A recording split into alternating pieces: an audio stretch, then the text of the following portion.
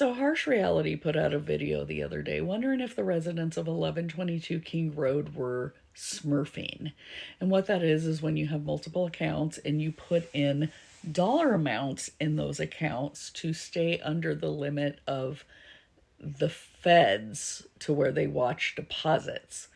So if you do a bunch of small little deposits, you can stay under the radar. I don't believe that's what was going on, but let's listen to a little bit of what Harsh says. Very unusual in a case of this nature for there to be such a focus on so many of the financial records of victims. Actually, no, Harsh, it's not.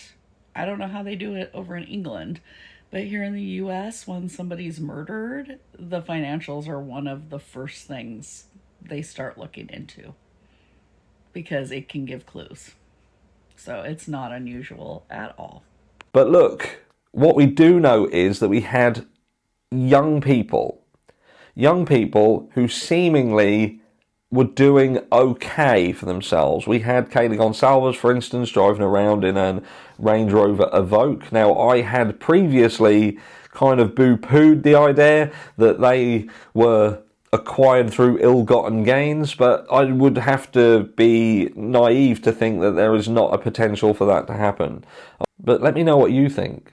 Do you think that the Idaho 4 were indeed killed because of narcotics connections? Now we've come down this far down the road and you've seen the documents that you've seen. You've seen the warrants that you've seen and the things that are being requested. Is that indeed indicative that they are digging into the financials of the victims to see whether there is potential connections to a criminal underworld? Yes, they were doing okay for themselves. You know why? Because they were all working.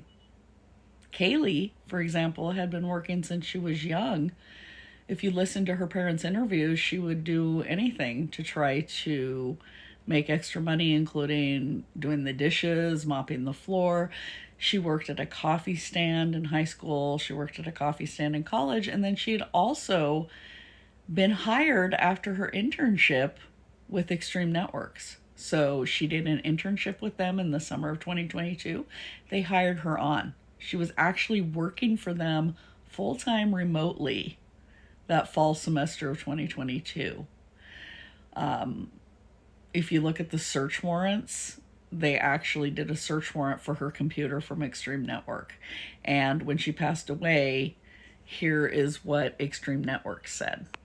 So if you look at this, that was on LinkedIn when Kaylee passed away. It's from the senior director of Extreme Networks. And he said Kaylee joined Extreme in June 2022 as an intern.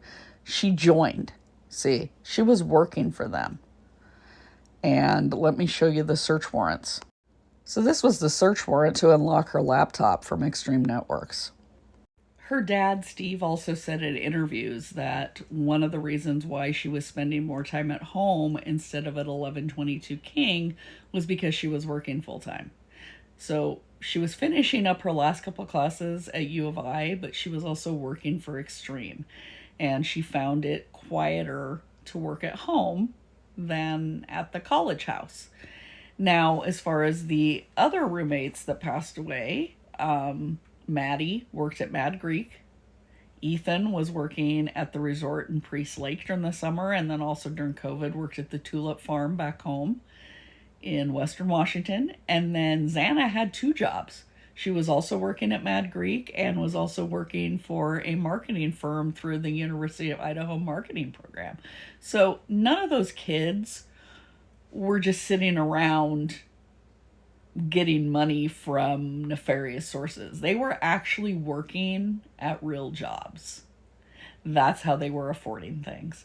And Kaylee's Land Rover was used. It was a 6-year-old Land Rover. It wasn't brand new. It was less than $20,000.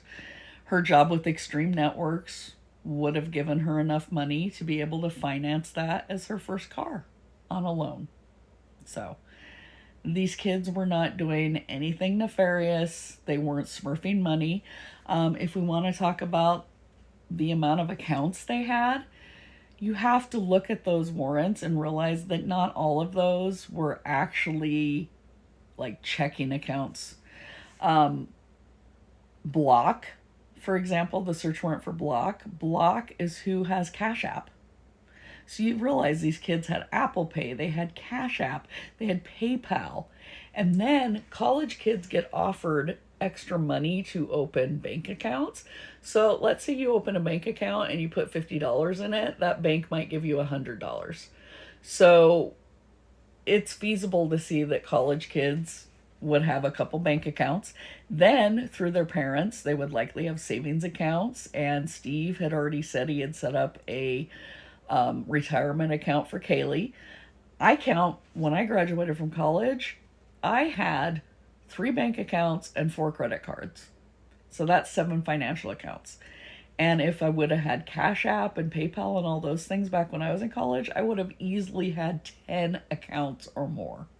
So that is not nefarious. That's just a normal college kid nowadays because the parents have set up accounts for them, but then they also take out their own accounts. Plus, Cash App, PayPal, Apple Pay are all listed as financial accounts.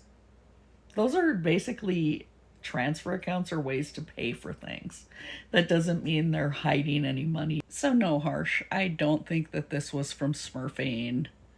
I don't think they were trying to hide money in different accounts. I don't think it had anything to do with narcotics.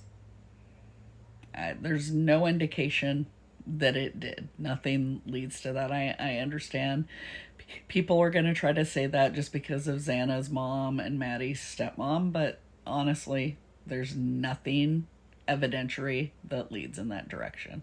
And these kids all worked. They all had their own income coming in from legitimate jobs.